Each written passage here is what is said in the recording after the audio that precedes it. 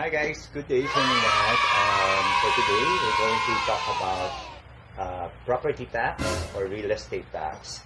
So, samahan nyo ako as I personally will be doing my payment for real estate tax or property tax. I'll be discussing with you a few questions about property tax, how to get discount for property tax, who are entitled to get discount for property tax. Okay, so samahan nyo ako sa aking pagbabayad ng property tax. And if this is your first time to visit my channel, please subscribe and hit the notification bell below so that you'll be updated with my upcoming vlogs. So ano pa hinihintay nyo? Tara, pag-usapan natin ang property tax.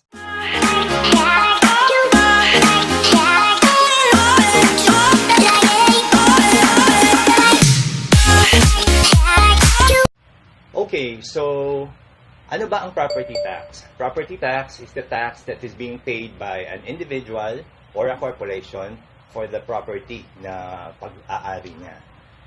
Basically, paano kinocompute ang property tax? It all depends on the local government. So, depende yon sa location ng inyong property, sa size ng inyong property, at if it's a property with an establishment or a building, no? So, iba yung property tax kapag land lang, iba rin yung tax kapag if it has a building or a house doon sa land. Now, another question is, paano ba makaka-avail ng discount for property tax? By the way, another term for property tax is real estate ad valorem tax. So, paano ba makaka-avail ng discount para sa property tax?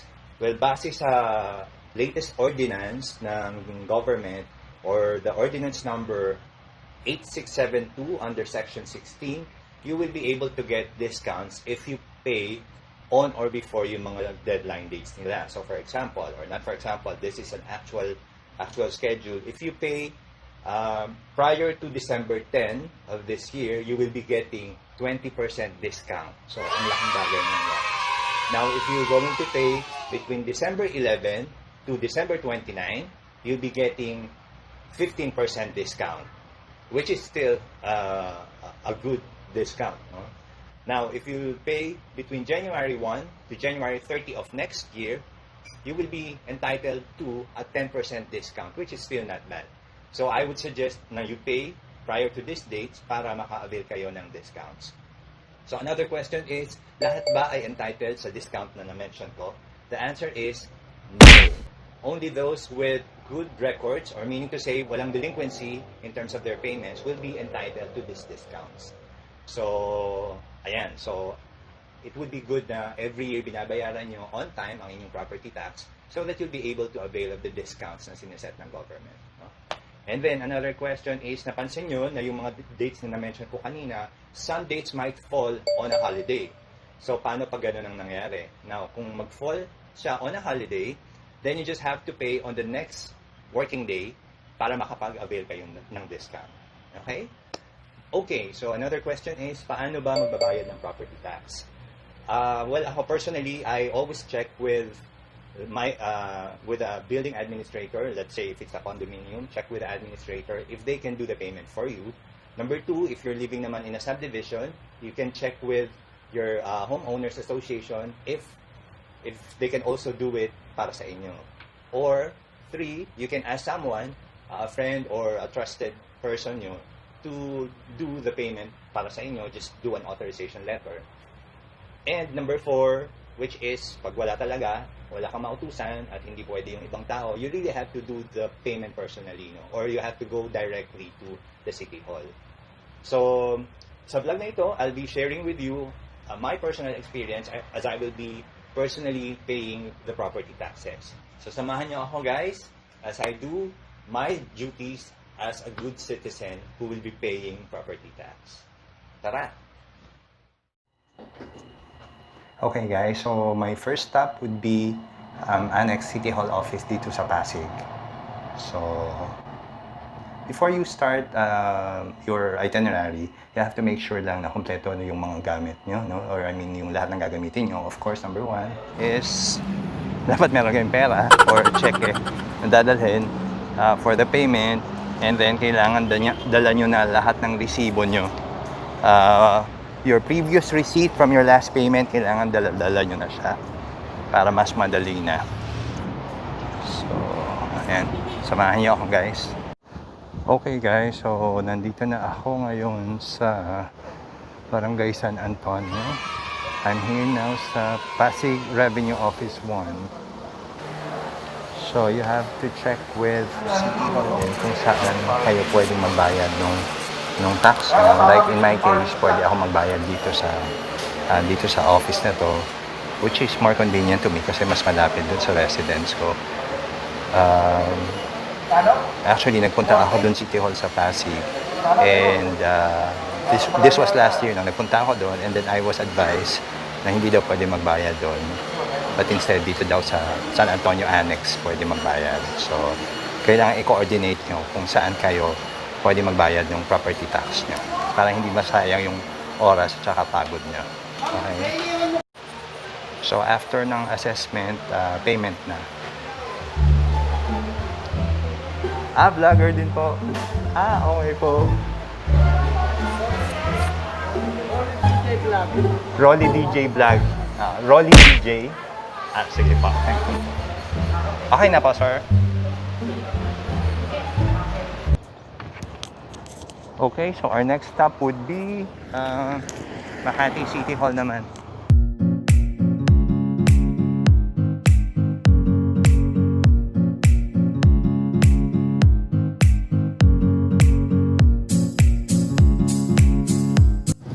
Okay, I just arrived in here in Makati City Hall.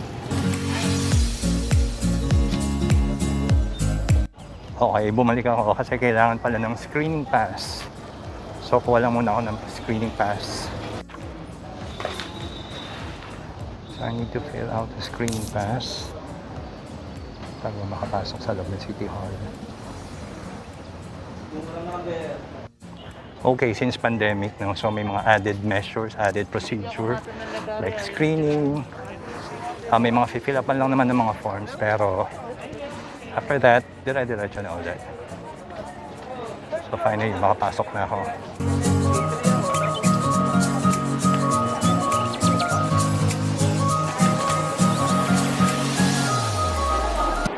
Okay, nandito na ako sa loob ng City Hall. And I'm just going to second floor para sa payment of real estate tax.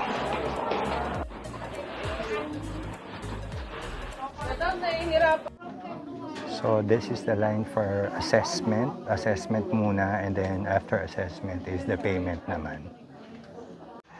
Hello vlog! Hi! Welcome to my vlog. Thank you po. So ayan po for assessment. Subscribe nyo Windy Guzman. Thank you po. Thank you. Okay, so tapos na ako sa assessment. For payment na ako ngayon.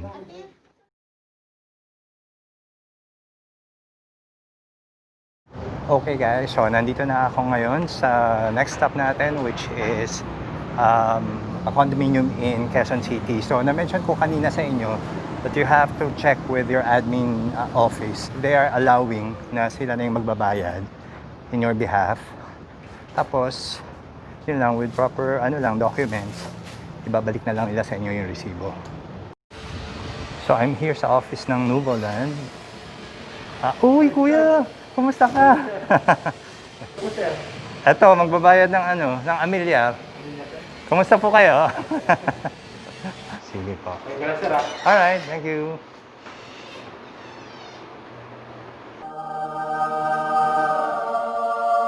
Ayan, so it's favorable, no? It's a big help kung yung admin nyo, sila nang nagbabayad ng property tax, no, sa City Hall. Kasi hindi ka na pupunta doon, hindi ka napipila doon. Nakita nyo naman kung gaano yung proseso kanina nung nagpunta ako sa Makati, no, and sa Pasig. Although yung sa Pasig, konti lang yung tao doon, yung sa Makati, medyo madaming tao. But still, in fairness naman sa Makati City Hall, systematic sila at mabilis yung processing ng kanilang mga payer. No? So, good job sa mga empleyado ng Makati City Hall. So guys, this is my last stop for the day, and then for the next day naman, I'll be paying the property tax sa subdivision naman doon mismo doon sa barangay hall sa area namin. Ayan, so that's ayan si Des ang nag-a-assist sa akin. Thanks, Des.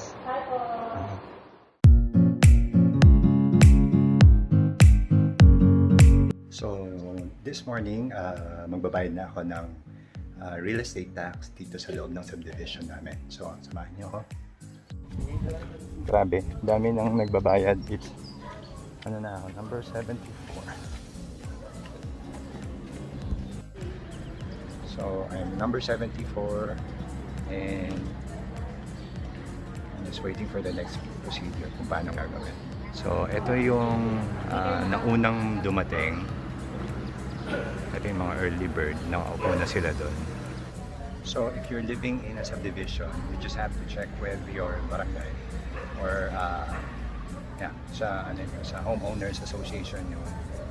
Check with them if they are doing a special program or doon na lang sa barangay or doon sa office sa area nyo kung pwedeng doon na magbayad ng real estate tax. So this is better than pupunta ka doon sa pinaka city hall.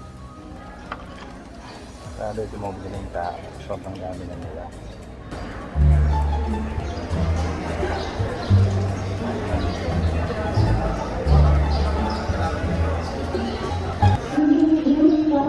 Dahil apat na mo ang ating kahera, isang lane for the PWD seniors at mga buntis, at ang tatlo ho ay mag-cater na sa mga iba't ibang kaso. But as the same, meron this real property tax payment, 20% shall apply for the early payment, which is ito nga po yun. Next na ako, tapos punta na ako dun sa payment. So nakapasok na ako ngayon dito at magbabayad na ako. Nagbabayad na po ako. Ayan, so natapos na ako sa aking pagbabayad ng real estate tax dito sa Kainta. It's very convenient kasi dito lang ginawa sa loob ng subdivision namin. As mentioned earlier, it's actually the program of the government, no, to bring the parang regional office sa bawat subdivision. So it would be a good idea if you'll check with your municipal office kung mayroong ganitong programa na ginagawa yung inyong subdivision. So napakalaking convenience talaga. Okay guys, so that's it for my episode. Nakita niyo naman, no? So iba't ibang ways kung paano magbayad ng property tax. And again, I would encourage you to do your payment before the deadline so that you can avail of the discounts being given by the government. No? So before I end, I'd like to do shout out sa mga followers. No? Number 1 to Ashley Garcia, Ashley and Red Garcia. They're also into vlogging. So if you can follow their YouTube channel, I'll be flashing dito sa screen yung kanilang mga channels. No? So Ashley, Red Garcia, thank you for watching my video.